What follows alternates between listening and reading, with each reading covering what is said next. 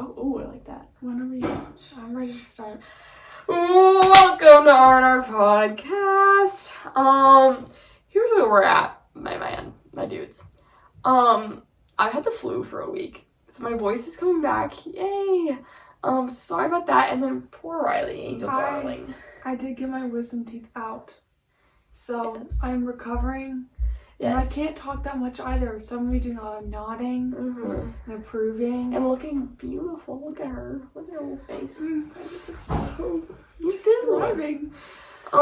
Today's kind of like it's a compilation of smorgasbord, if you will. This is our last podcast episode that we know of. No, I mean, I come back. You can't get rid of us that easy, is what we'll say when we do. But though our views, our subscriber rate is low, I would like to begin by saying thank you to those who... We're getting 300, 400 views per Instagram reel, dude. So... That's big.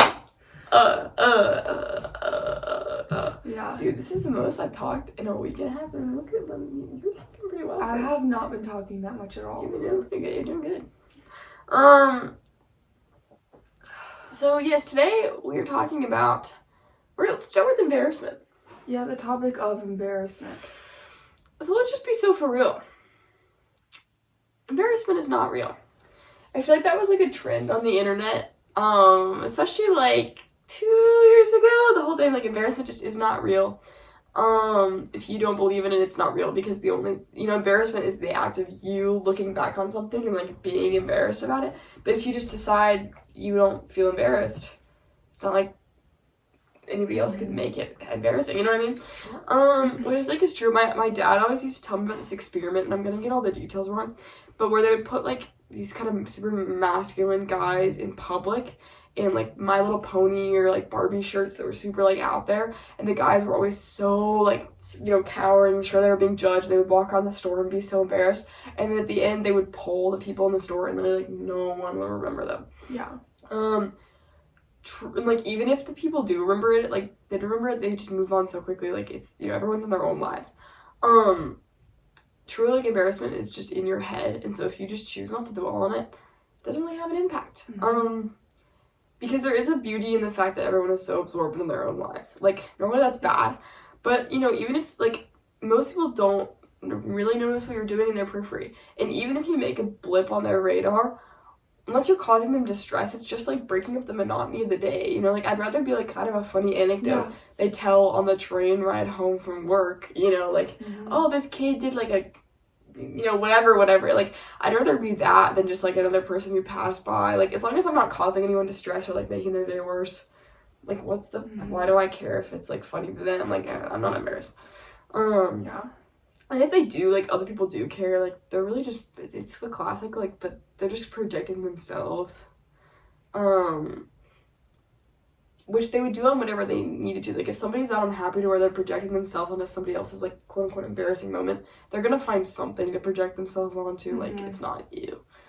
I thought it'd be funny if we could try to, like, I thought it was for this episode we were gonna, like, make a list of, like, the most embarrassing things we've ever done or whatever, but Brian and I are like, to kind of prove the point, we like couldn't think of a list. It's not even that bad. No. Because I feel like we've been in public before, and we've had these awful moments where like we literally like, we do something stupid, and I can't even remember what it is anymore. No, and most of the time it's me trying to embarrass Riley.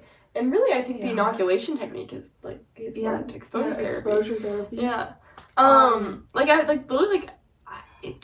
I can't remember, like, there are times I've gotten rejected that were, like, embarrassing, but do I care? Like, no, I look back and I'm just happy I put myself out there. It really is, like, fake it till you make it confidence, just on a micro level. If you just don't care what people think on that scale, like, I know this is, like, I wish I could have more specific, better advice, but one day I just kind of decided I wasn't gonna care. I think partly because if you listen to the last episode, it became part of my, like, character, my shtick. To, like, be the out there one, but, like, when I just decided I didn't care, like, it was funny to me when I was, like, embarrassing, quote unquote, like, it really, there's a power in that. One thing that I feel like this also extends to is public speaking. I used to totally hate public speaking and speaking in front of other people. I thought they were all, like, judging me, you know, and I just hated, like, that I was, like, everything I did was being analyzed on a micro level. Mm-hmm. Again, it's just helpful to think about how much people are in their own heads, and, like, mistakes are just funny for them. And I also realized that the only thing that was making my public speaking awkward, or not, you know, an awkward meaning just, like, that I wasn't projecting myself the way I wanted to, was my lack of confidence in myself. Not, like, lack of confidence was so clearly translated in every part of my public speaking presentation, like, my voice, my posture, my mannerisms. So really, again, like, when you fake it till you make it, like, that largely just goes away, and public speaking has honestly become, like, kind of fun for me now, because it's, like, an exercise of, like, a character I'm doing. I don't know. Well, yeah, I think a lot of that comes with time and gaining that self-confidence. You know, you can't just do that right off the bat. I feel like you definitely get better at that as you get older.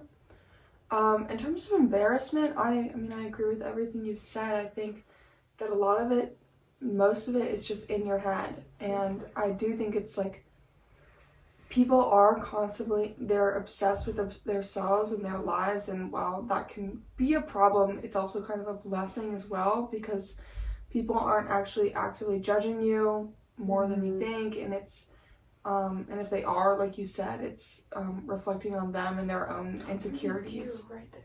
But I also, if you switch perspectives and you think about it like, well, you know, do I remember what this person looked like or what they were doing or what they said? Like, no, I don't remember. It's like, you don't, things come and go, and they're not going to stick as much as you think. True. Yeah, can I add to that? Yeah. The only things you'll remember about somebody else is when they were really nice to you or really mean to you. Yeah. So, like, the things that you, like, we normally quantify as embarrassing are not. What's really embarrassing is just, like, being a jerk. Yeah, that is. So, yeah, that's embarrassing. So... that's what I have to say. Yeah, so, okay, I think what I was trying to say here is that half of, like, not letting embarrassment get to you is, you know, not judging yourself as much. Like, half of it's not worrying about what other people think, but the other half is, like, quieting your self-critic. Just allowing yourself to indulge in spontaneity and going out on a limb and allow yourself to do embarrassing things, or you know, try new things. Like, all those are just aspects of growing and getting older, and I think that, you know, that's like a level of embarrassment that is healthy, and I think that's a good thing.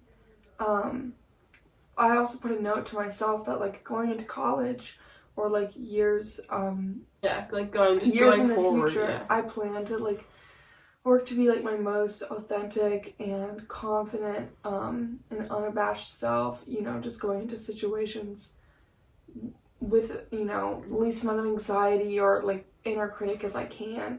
I think that's all you can do. It's like an inner superpower. Mm-hmm. Because it's like, I feel like when I, like, let go of stuff like that, I go into a situation, I'm like, oh, this is how, like, some other people are able to feel. All or the this time. situation, like, yeah, it isn't, like, this, like, horrible thing where I feel like I can't breathe. It's just, like, going through life. Yeah, look at that. Yeah, I think that being honest with yourself and demonstrating authenticity to yourself, like, that's one of, like, the most beautiful and attractive things. And once you start doing that, people will also start outwardly seeing that. Yeah, I wrote down that all of this will just generally improve, and your self-confidence will improve as you try new things and establish, like, that better relationship with yourself. Okay. You want to get into success culture? Yeah. Okay, I think we talked about this a bit, just to give, like, an expo.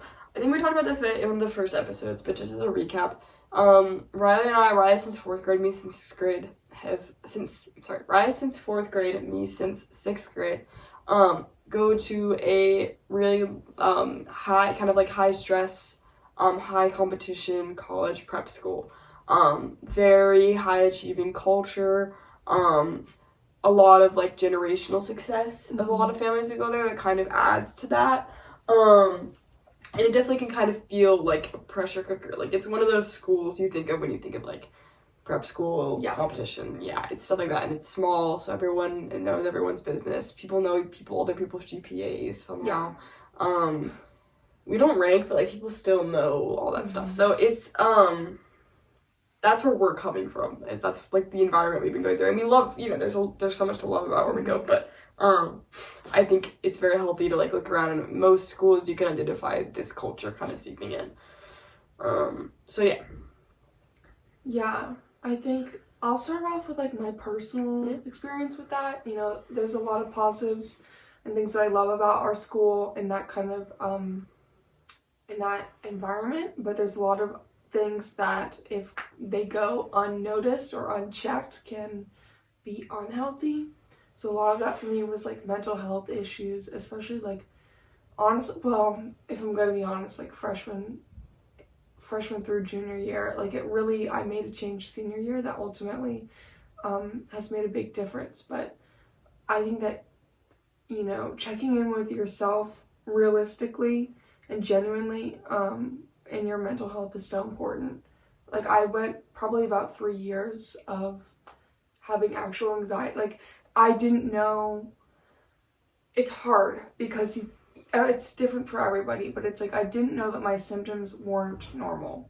And this is something that you have to check in with yourself and probably a doctor, a close family member, something else.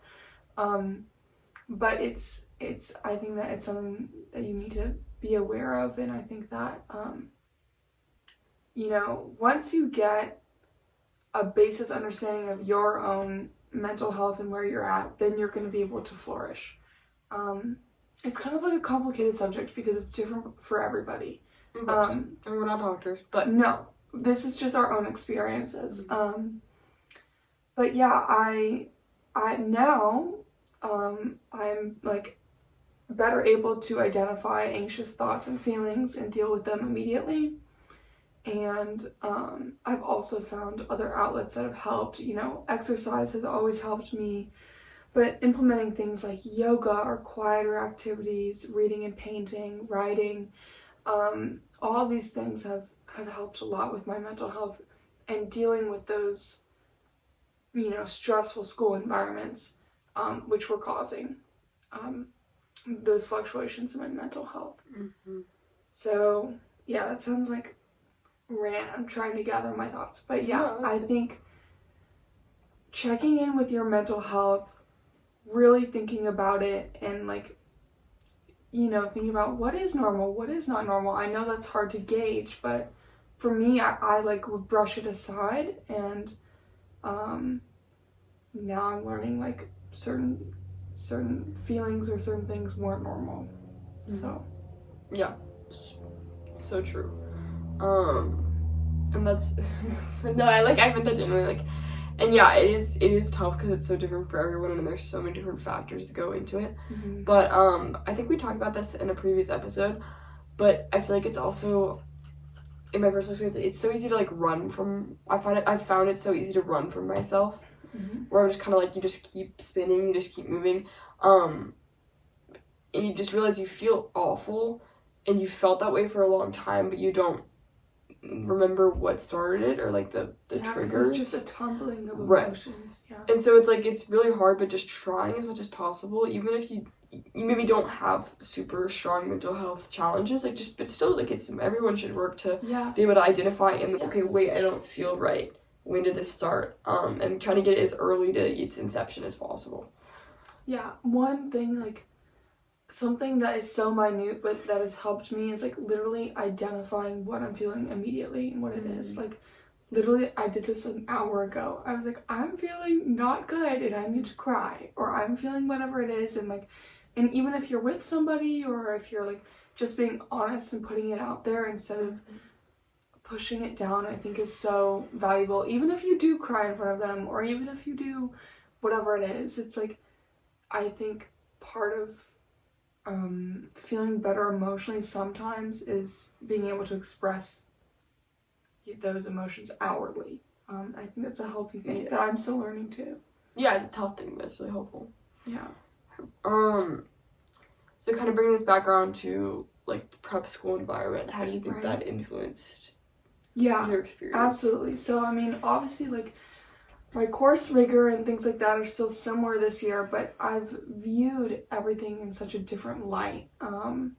It's like, things just don't feel as overwhelming, or things don't feel as like world ending, because my mental health, I'm in a better mental space generally. And that's a beautiful thing. I'm so happy that I've gotten here, and that I'm going forward with this kind of mentality, in this relationship with myself. But yeah, I think, don't wait. If you feel like you're not feeling right, pause and think about that, and think about what changes in your life you can implement in a healthy way. Because if you are in a high stress, environment, a school, job, whatever it is, like, certain things can start to kind of weaken or crumble. Yeah, they compound down. Yeah. How would you say, like, you've managed in that kind of, like, stress environment? So I'd say definitely, like a similar, like, times where I feel like a lot of times my, like, bad habits are, like, things that I, like, outlets I reach to for, like, a form of control. They kind of go together, like, when I'm having hard patches or whatever.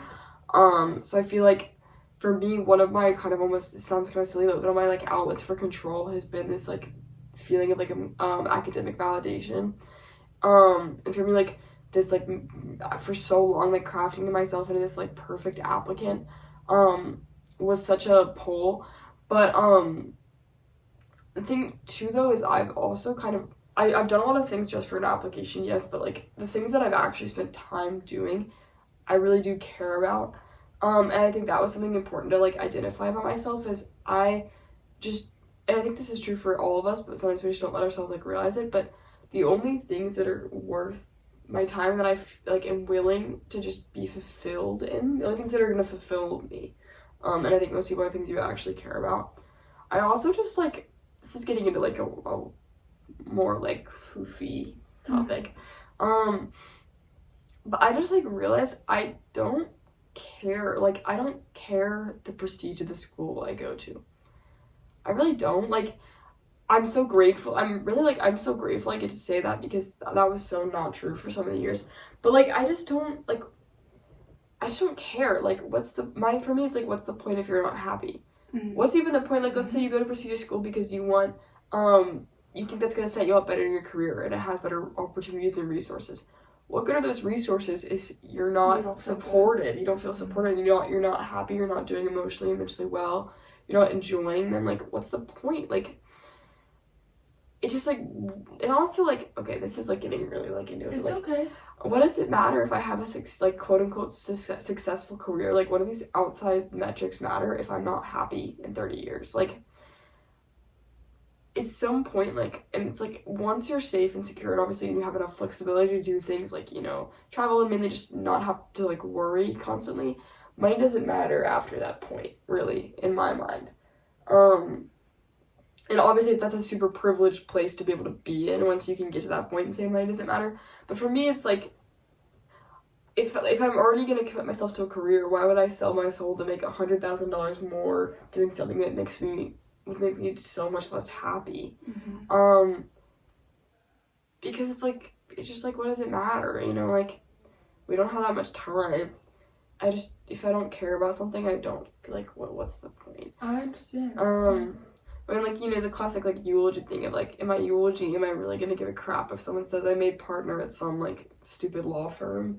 If I really, like, the only thing that made me happy was, I don't know, training Shih Tzus.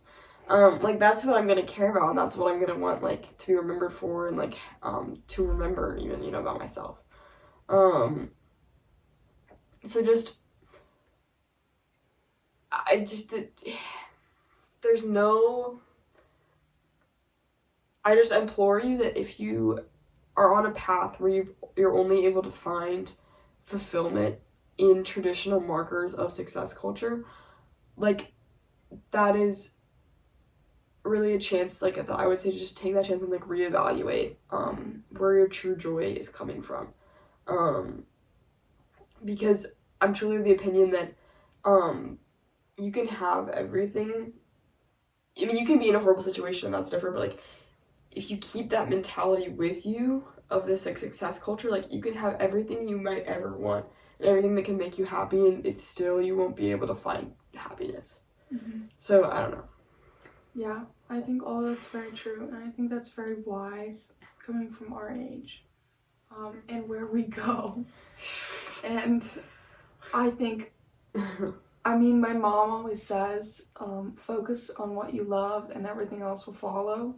And I think, like, I mean, she says that to my brother and I, like, all the time, but that's hard to listen to, in the environment that we're in, but it's true, and it's hard once that really like manifested for me, and like once that really internalized, I was able to I was just able to live more happily, if I'm honest.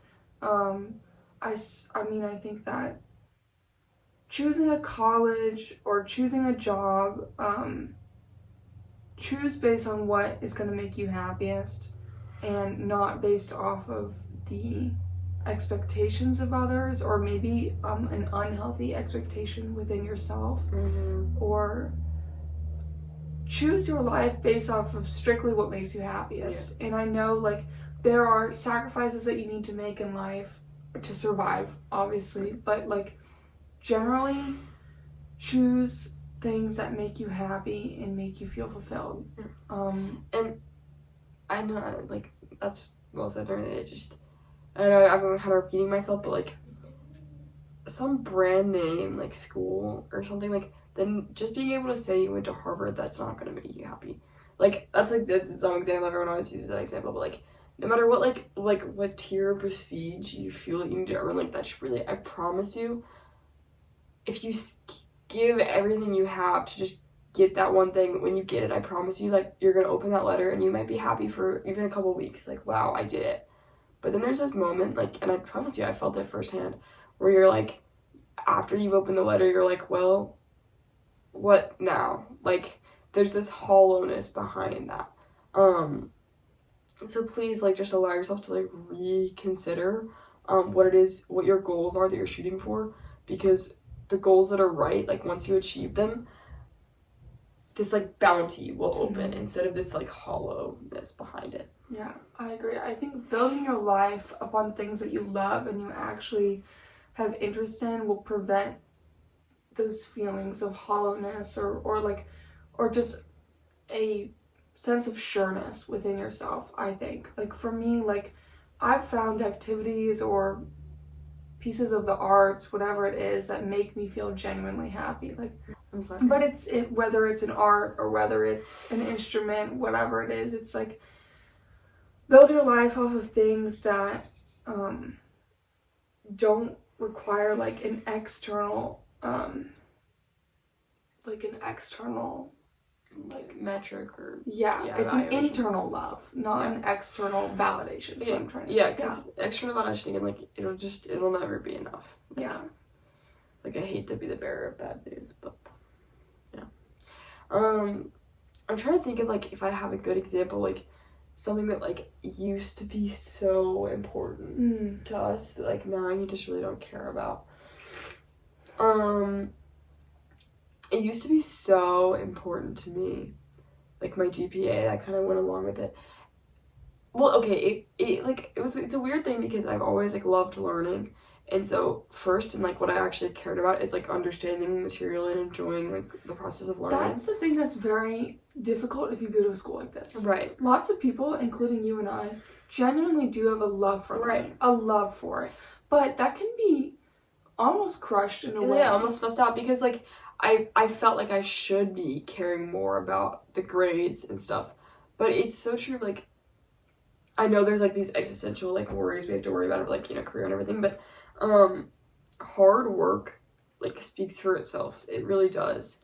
And it's just so important to like understand what you're learning and care. That's so much more important, and that will serve you so much better long term, like, I promise. Like, the karma of that, like, karma is the wrong like word there, but you know, that like kind of same idea of like what you put in, you're gonna get out. What's something else that like you feel like you used to like really feel like you had to get out? Honestly, it's probably college. Like, I am, like, I know what college I'm going to already, and I'm grateful, I'm excited, but it's not the one that I pictured myself going to at all. I pictured myself going to an East Coast, like, you know, it is a small school too, but it's like, I didn't picture myself going to where I was going now. Yeah, a very specific, like, New England erudite vibe, yeah. But, and while I had a lot of amazing, like, paths open, I think it's, like, ultimately what I chose is, I haven't had a single regret, and I'm glad it ended up that way, and I think that, like, switching my mindset when I did, I'm so grateful. Because I don't know what I would be doing if I was going to a school. Right. Ooh, I have a comment on that. Yeah. I feel like people often, like, you like to use the maxim, like, when you know, like, when you make a choice, like, you immediately know. I feel like that's not always true because you can convince yourself so many ways. It can be hard. But what I will say, so, like, sometimes I feel like it's definitely, you can make, like, the wrong choice and not realize that, not, you know, be able to, like, know yourself and know the, like, red flags you're receiving after you make the choice. But I will say, like, you will know when you made the right choice. There's something about that feeling, and, like, just as an outsider, just commenting on you, I mean, feel free to rebut this at all, because I'm not you, obviously. But, like, you know, Riley was, like, kind of really going back and forth on her choice, but I feel like the second she made the choice, there was, like, this, like a glow, almost, you know what I mean? Like, that's, like, a dramatic, but, like, yeah, like, you could tell. It felt like that. It felt, and it just seemed to you, like, it was so, like, the clarity that it's hard to have in the moment. Like, once you made the choice, you had it. And, you know, I'm sure if you made another choice, you would have been happy, but there would have been reservations that you didn't have this because of your choice. I agree. I think, and the only way that I was able to get to that point, I would say, is by really listening to, like, what I wanted internally and not external factors. Just going back, focus on what you love, what makes you happy, and that's what's going to make you the most successful. Yeah. Honestly. Everything that you said about, like, you know, a career, a specific point in your life, like, it's only going to be worthwhile if you're loving it. Really. I mean, it's like, we just don't have that much time. Like, I'm not trying this to is, it sounds so like, existential, but it's like, it's honestly, true, though. We don't have time to waste, like, on things that we don't enjoy. We just don't. That was kind of our episode. We are both, so she's sick, I'm low-key sick. Yeah, so we're gonna end it. We're gonna keep it short and sweet there, but I feel like we talked about some important stuff. Thanks for coming along with us. This is our last, like, scheduled episode, but we'll keep doing short form content and stuff like that, and we never know, we might pop back on. When we go mega viral and we have, you know, fans banging down the doors for the next episode, we'll get back to you. Yes. Just be patient. We're Guys, working hard. Literally like this up, comment it up. Comment it up. This is like, yeah. It has been really fun though, and this is something that I would continue doing. I've loved learning how to do this and speak so openly in front of a camera and, like. Yeah, and I recommend if you just have these things you feel like you want to talk about, just at least start the document and write out your thoughts. Write it out and journal yourself. It's good. I've learned a lot. Yeah, I've learned a lot. It's really journaling prompts. If you have anything you, like, really want us to cover, our many fans, all you millions listening, like 16 let us know. But we're around. Also, if you know us in real life, like, we're around. I promise. We're not scary. I know Riley is, like, this beautiful goddess, but she's very approachable. We're here. I like to talk to people. We want to learn from y'all. Like, we just, like, want to, like, we want our community to be a community. I don't know. I agree. So, like, if you, like, want to chat with us, we're around. Chat us up. Yeah, be cool like that.